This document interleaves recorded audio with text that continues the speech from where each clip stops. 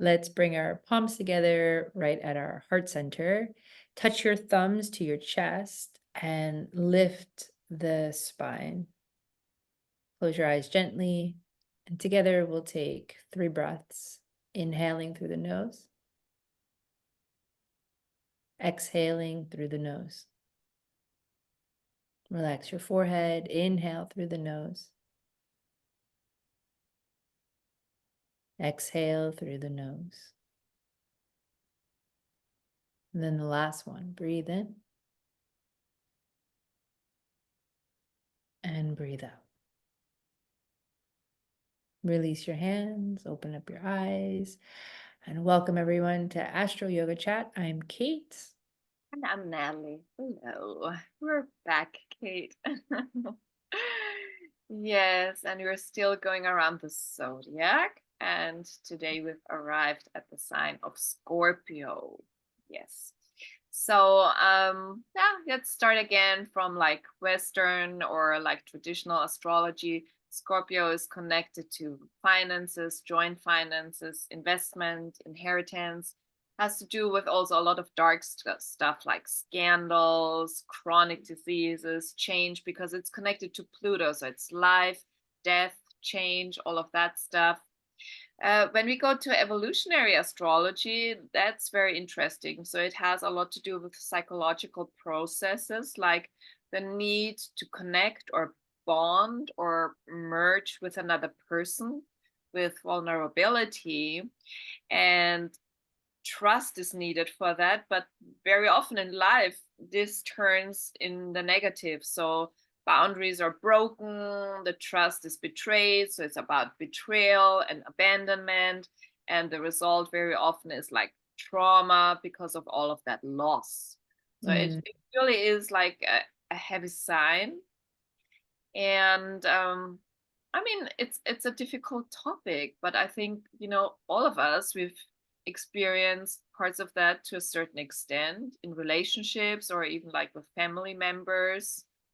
There's issues with trust and boundaries and betrayal and something not going really well in relationships, right?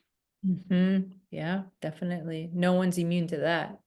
No one, yes. And when we think about like life or everything that is alive in yoga. We've talked a few times about the gunas, like what yoga philosophy says, everything that is alive is constantly changing. So that also means all of our relationships and connections like are changing. So when you meet somebody, like the end is already included in that story, right? So either it goes till death do us part, and somebody needs to die, then it's over in this physical 3D experience, or you break up before. So That's such a, when you say that, like the bondage or the connection of something, there's already an end to that, right? I mean, the same, that's like, it's interesting, it's true, but it's also hard to hear. But it's you're right. not from a soul's perspective, of course, because I believe that we reincarnate together again and we meet together, like so, but on this 3D plane, in this story that we play out right here, and all the lessons we have to learn, there's very often an ending included, right? Absolutely. And you mentioned that Scorpio is part of like trauma and part of like, yeah. Well, So, that's of course because you go into something with a lot of vulnerability and the wish to connect. And when that doesn't go well, it doesn't end well, the result is trauma yeah. because of that loss of connection. Mm, And mm. I, I had like a yoga class yesterday, and there was a lady, and I was going around in class, and she was like screaming for me, like already I was still at a distance, please, please don't touch me. And I was like, wow, like what must have happened to that person to react like this in a group class? So, I mean, we have so much going on. So, yoga is really an important thing for us also to have a tool to deal with all these traumas or stuck emotions or like residuals of hard experiences. You know, when I was going through loss in my life, right? So my relationship was ending, and I, I was still teaching yoga while I was going through my separation, still teaching while I was going through my divorce and everything. When I would teach and when I would take class, it would be the times when I could like breathe and feel, uh, you know, I didn't have to put up a front, if you know what I mean. Like I didn't have to put up the walls. Like there would be times where I would be teaching, especially like yin or, because everybody's on the ground and their heads are down, they're not looking at me as a teacher, and the message would be something of like surrender or whatever, and I would just be walking around the room like crying, but nobody saw me, like I made sure, but it was just a place where yoga is a place where you can, process what you're feeling, because it's the message alone in yoga is about freedom, self-realization, connection with the divine, understanding that you are a divine soul, you're a beautiful light, and these are separation and trauma and loss, not trauma, but let's say loss is part of life. Like you mentioned, if something is born, it's going to die. And I've also experienced in class teaching, students starting to cry. Often they start crying in backbends because it's opening their heart.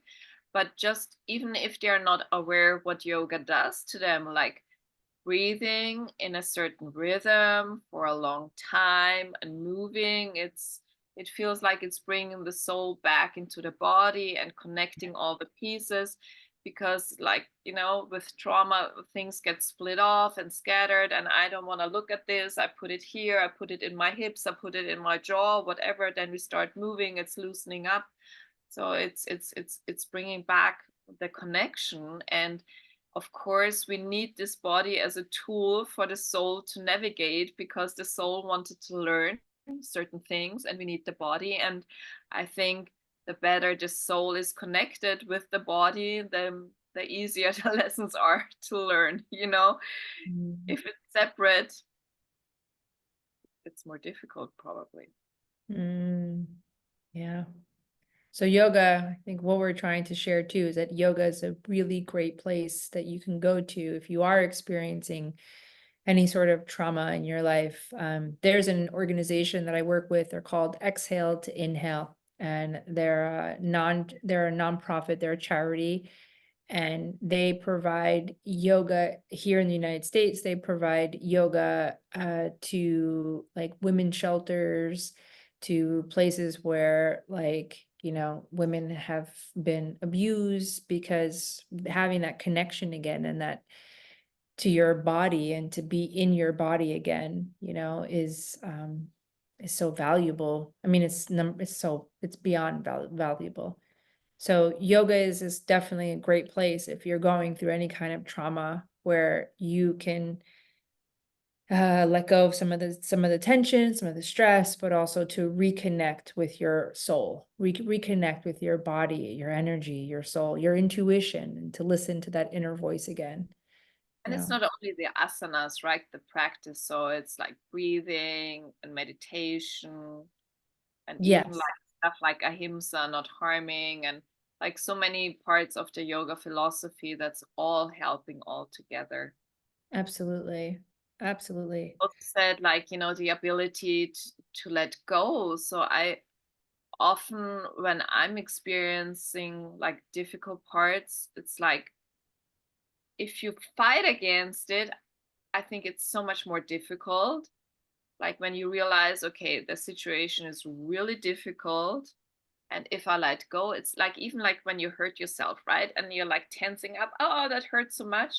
When you let go and you try to breathe into the pain, slowly the pain moves away.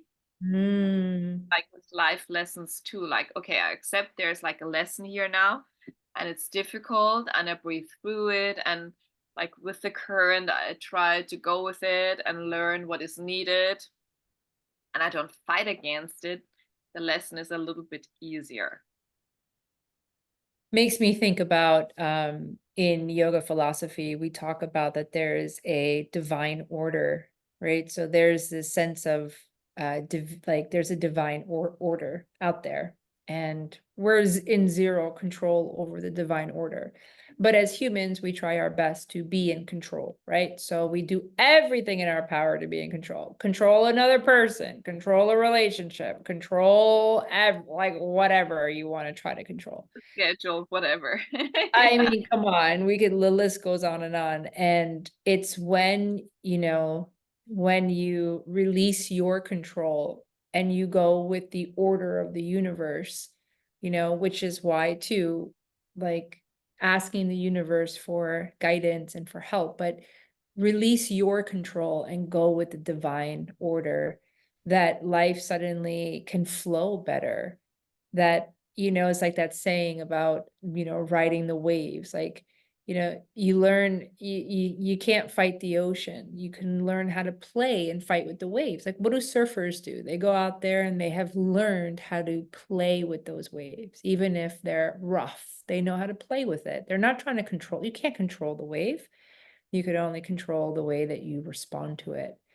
So I think that that's an important message too, that yoga brings us. It's like, you keep trying to control everything in your life. You keep trying to like make everything so perfect in certain kind of way. It's like that, and that saying of let go, it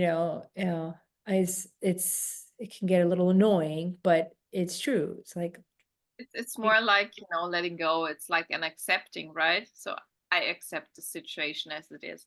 I think even Eckhart Tolle talks about this, like in the power of now. Like, even if the situation is not perfect, like, if you get upset about it, it doesn't work. Like at the moment, you have to say, okay, that's what it is. I accept it. I'm in the moment. And then, the future can change. But I if love, you're against it and you don't want it, like, it doesn't work. no, it doesn't. It doesn't, because, you know, it doesn't. Um, I also heard a nice sentence this week, and for some situations it's hard to apply, but this lady said, like, if you have a very tough lesson, and like all these Scorpio topics, they're really tough, you say to yourself, the gift has also been delivered with it. mm, So it's like, okay, what is the gift? Maybe I'm learning something, maybe I'm growing, whatever, the gift is. But like, there's Pratipaksha Bhavanam, like in yoga. Like if you have a negative thought, switch it around, find a positive thought to it. So it's a little bit like this. Okay, the relationship broke up. What's the positive thing? There was a gift delivered. I learned something. Maybe the next relationship is going to be so much better and I'm going to be so much happier. I don't know. But like finding the potential for something positive to come. mhm. Wow, I love that. We have some homework. Uh, well, I think maybe some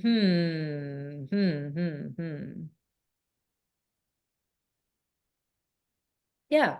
Think of the last time that you felt like, such a hard lesson, right? It was so hard. Like think of something that happened a while ago and now look at yourself now and look at the positive of like what came out of that, of, you know, because to your point, life is full of endings, life is full of loss.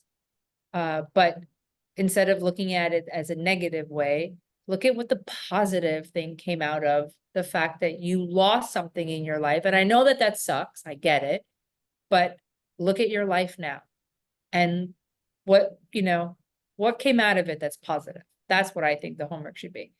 I love it. It's Yeah, beautiful. great. It's it. That's cool. Let's bring our palms together. It was really nice to spend time with all of you. And we'll take 3 breaths in and out, just like we started. So inhale through the nostrils. Just let the breath go. Inhaling through the nose. Exhaling. The last one, breathe in and breathe out. Bow your head towards your beautiful heart.